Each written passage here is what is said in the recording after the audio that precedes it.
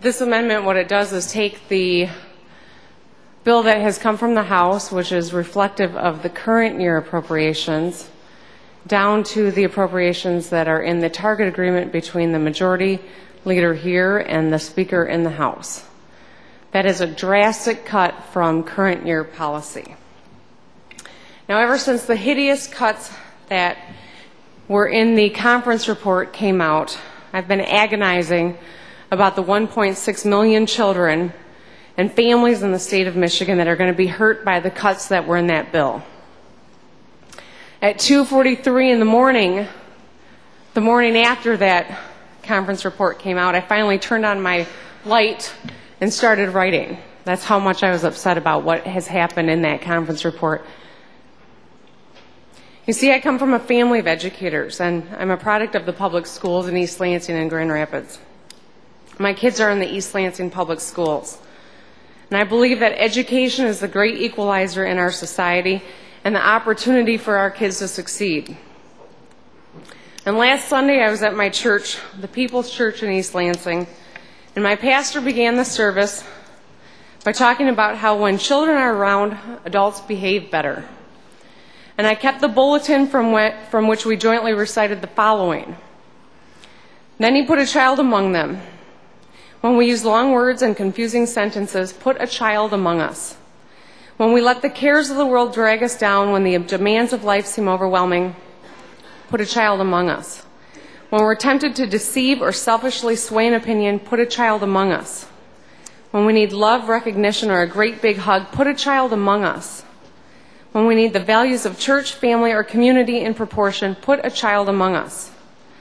Now, we heard today, earlier, the majority leader of this chamber say, after the cuts go in, it'll be business as usual here in the state of Michigan. Well, this is not business as usual. This has a real impact on the kids in our state.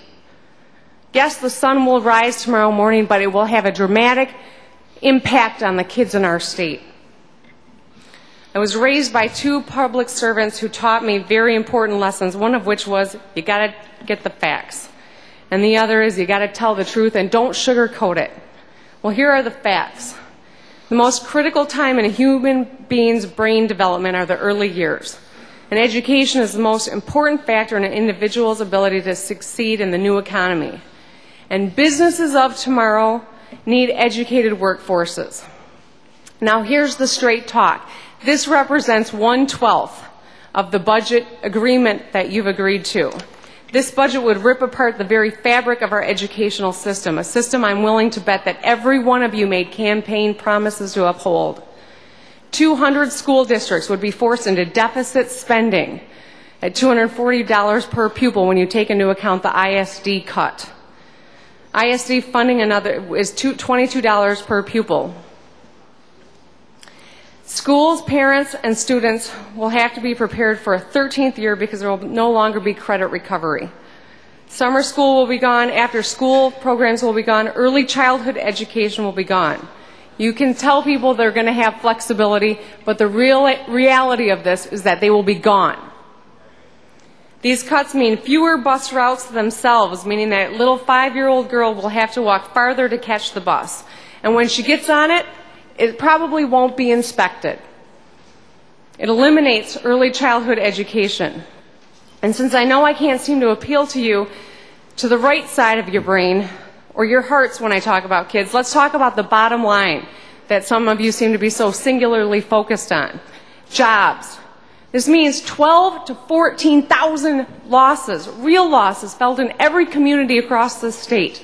If that was the private sector, you'd be falling all over yourselves to introduce the bill to save those jobs. In Kent County alone, that's 500 less teachers. $23 million in the local economy.